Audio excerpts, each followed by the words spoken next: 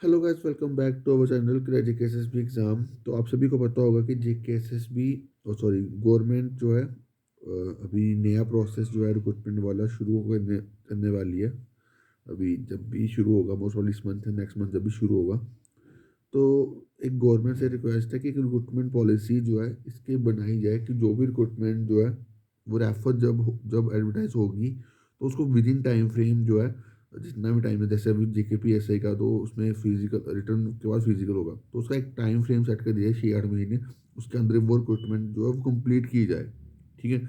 हर recruitment का अगर time frame होगा तो उससे क्या होगा कि जैसे अभी अभी जो चीज़ें हैं अभी, पुरानी पुरानी पोस्टें भी जो जेकेएसपी के पास पड़ी हुई 2023 वाली, वो भी एडवर्टाइज होंगी, 2024 वाली भी एडवर्टाइज होंगी। बट मसला यहाँ पे ये है कि जेकेएसपी कोई भी रिक्रूटमेंट को नॉर्मली नॉर्मली दो दो साल लगा देता है। अभी जेकेपीएससी के रिक्रूटमेंट को देख लो, वो भी वहाँ पे भी 2 साल लग गए, 3 साल लग गया ऑलमोस्ट। 21 में शुरू हुई, 24 में अभी खत्म हो गई है जाके। तो हर रिक्रूटमेंट में अभी 2020 की रिक्रूटमेंट, एफए वाली रिक्रूटमेंट अभी तक कंप्लीट नहीं हुई।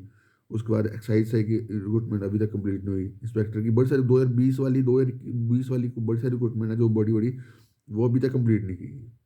और उसमें जो कमी नज़र आती है वो जेकेएसबी में नज़र आती है, सीधी-सी बात है, क्योंकि रिक्रूटमेंट उनका काम क्या है, सिर्फ रिक्रूटमेंट करना। अगर वो रिक्रूटमेंट भी प्रॉपर वे में नहीं कर पा रहे तो उसमें क्या कमी है, वो गवर्नमेंट को देखना चाहिए। और उसके ऊपर एक प्रॉपर पॉलिसी जो है, रिक्रूटमेंट की पॉलिसी जो है वो एक फ्रेम करनी चाहिए जेकेएसबी के लिए कि आपको विदिन ए टाइम फ्रेम जो है आपको ये चीज़ करनी है। अगर आप नहीं कर पाओगे तो आप उनके लिए कुछ पेनल्टी जो है वो इम्पोज़ करनी होगी। स्टूडेंट के लिए तो है कि अगर स्टूडेंट कोई पेपर में पकड़ा जाता है तो वो उसके लिए तो है कि यार वो डिबार हो रहे हैं तो वो अगर अगर ऑफिशियल कुछ गलत काम कर रहे हैं, इन द सेंस कि वो डिले कर रहे हैं, तो उनके ऊपर भी सेम चीज़ इम्पोज़ होनी चाहिए, सेम रूल इम्पोज़ होना चाहिए। क्योंकि रूल्स तो दोनों के लिए सेम है। अगर स्टूडेंट के लिए सेम है तो वो चीज़ जो ऑफिशियल के भी ऊपर ऊपर भी इम्प्लीमेंट होनी चाहिए। और दूसरी बात, जैसे अभी 2022 में जो स्कैम हुआ था, ठीक है? उसमें जो भी बच्चे इन्वॉल्व थे, अभी तक उनका नाम पब्लिक डोमेन में नहीं आया और गवर्नमेंट से रिक्वेस्ट है कि आप वो जो नाम है, वो पब्लिक डोमेन में लाओ कि वो कौन से नाम है। और वो जो रिपोर्ट जो होम एमएचए की डायरेक्शन पे बनी थी, गवर्नमेंट ने सेंट्रल गवर्नमेंट ने बोला था यूटी गवर्नमेंट को बनाने के लिए, तो वो रिपोर्ट भी पब्लिक डोमेन में नहीं आनी चाहिए कि क्या क्या गवर्नमेंट ने डिसीजन लिए हैं जेकेएसएसबी में रिफॉर्म्स के लिए, ठीक है? क्योंकि ये सभी जो चीज़ें हैं ये सभी सवाल जो है बच्चों के मन में है कि यार अगर चीज़ें गवर्नमेंट सही कर रही है तो क्या चीज़ सही कर रही है? क्योंकि ट्रांसपेरेंट तभी होता, कोई भी चीज़ होती है जब जब लोगों को पता चले कि यार कि ये चीज़ें हो रही हैं, ये चीज़ें नहीं हो रही, ठीक है?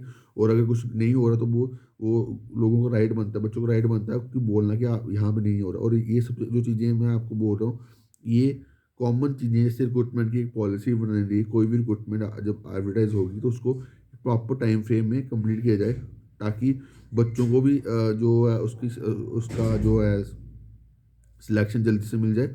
और जो डिपार्टमेंट ने जो रेफ़र करी हैं पोस्टें, उनको भी जो मैन पावर चाहिए वो उनको मैन पावर जो है विद इन टाइम जो है वो मिल जाए। ठीक है? तो ये चीज़ें जो जो मैं आपसे इंटरेक्शन कर रहा हूँ as a admin of this channel, तो ये जो चीज़ें बोल रहा हूँ, ये सभी एस्पिरेंट्स की डिमांड है कि एक प्रॉपर पॉलिसी जो है, रिक्रूटमेंट की पॉलिसी जो है वो गवर्नमेंट बनाए जेकेएसबी के लिए। क्योंकि सबसे ज़्यादा रिक्रूटमेंट जम्मू कश्मीर में जो करती है वो जेकेएसबी करती है। तो अगर अगर रिक्रूटमेंट पॉलिसी होगी तो बच्चों को भी ये पता चलेगा यार क्या क्या कैसे चीज़ें होंगी। और एक और सबसे बड़ी बात जो मैं बार बार अपने थ्रू आरटीए भी मैं गौर जेकेएसबी से पूछ चुका हूँ, और जेकेएसबी ने कभी भी उसका रिप्लाई प्रॉपर वे में नहीं दिया कि एनुअल कैलेंडर। क्योंकि जब एनुअल कैलेंडर जेकेएसबी का आ जाए, जैसे बाकी एसएससी निकालती है, आईबीपीएस निकालती है, तो उससे बड़ी सारी प्रॉब्लम जो है दूर हो जाएगी। क्योंकि हर बच्चे को पता होगा कि मेरे को इस साल में इसी से एग्जाम पे फोकस करना है। अब यहाँ पे क्या होता है कि ये कभी भी जेकेएसपी ने वो चीज़ फॉलो नहीं करी, तो उससे उससे क्या होता है कि बच्चों में पता नहीं होता कि आगे क्या चीज़ें आने वाली हैं।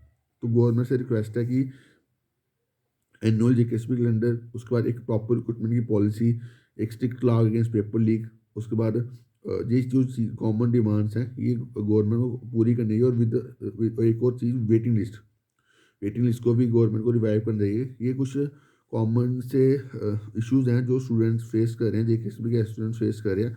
और उसके ऊपर गवर्नमेंट को सोचना चाहिए कि ये जो बच्चे बोल रहे हैं ये इनकी डिमांड जेन्युइन है। क्योंकि बच्चे अगर कोई बच्चा अगर 25 साल का होगा जब उसने फॉर्म भरा होगा तो वो आज की उसकी उम्र 28 साल हो गई होगी, ठीक है?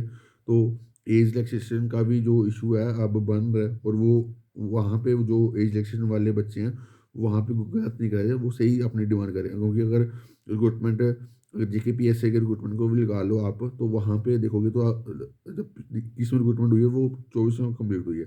अब ये 3 साल से जो बंदे एलिजिबल थे वो अनएलिजिबल हो चुके हैं, ठीक है? बट अब और जेकेएसएस में सेम केस है कि जेकेएसएस में जो रिक्रूटमेंट 2020 में शुरू करी है वो अभी तक वो कंप्लीट नहीं हुई। तो उसकी वजह से जो नई रिक्रूटमेंट आने वाली वो भी नहीं आई। तो उसमें उसमें बड़े सारे बच्चे जो है वो अनएलिजिबल हो चुके हैं, और गवर्नमेंट को ये जो एज इलेक्शन का इशू हो, चाहे वो वेटिंग लिस्ट का इशू हो, चाहे वो एक एनुअल कैलेंडर निकालना हो जेकेएसबी का, उसके बाद strict law against paper leak, तो ये कुछ चीज़ें हैं जो जो गवर्नमेंट को करनी चाहिए। और एक स्कैमर्स को डिबार कर, जिन्होंने पहले 2022 में स्कैम्स करे थे जिन स्टूडेंट ने करे, क्योंकि अगर गवर्नमेंट ने ये जो इसके ऊपर सवाल जो है वो चीफ जुडिशियल मजिस्ट्रेट ने भी उठाए थे। अभी रिसेंटली जो मैंने वीडियो बनाई थी तो उन्होंने भी उठाया था कि सीबीआई ने एक जो इन्वेस्टिगेशन करी वो इनकम्प्लीट करी है, कि उन्होंने सिर्फ एक पहलू देखा हुआ, पूरे कॉन्टेक्स्ट को भी नहीं लेकर गए कि पूरी चीज़ें जो जहाँ पे जो पूरी इन्वॉल्वमेंट जिन्होंने करी है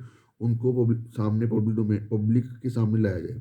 और वो ये जो चीज़ है, ये बड़े सीरियस एलिगेशन जो है चीफ जुडिशियल मजिस्ट्रेट ने लगाए हैं, और इसको गवर्नमेंट को सीरियसली ध्यान में रखना चाहिए कि अगर कोई बचा हुआ कि जो बच गया हुआ हो तो उसको उसको भी चीज़ें जो है सज़ा मिल रही है। क्योंकि इससे इससे हुआ क्या?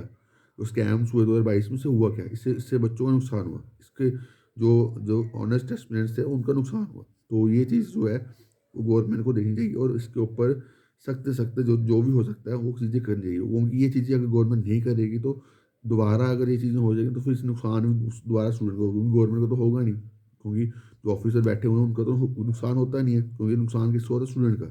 तो ये चीज़ें जो है वो गवर्नमेंट को डिसीजन लेने चाहिए, चाहे वो एनुअल कैलेंडर हो, जेकेएसबी का वेटिंग लिस्ट रिवाइव करना हो, एज रिलैक्सेशन का इशू हो, जेकेपीएससी जो जो सिविल वाली पोस्टों का।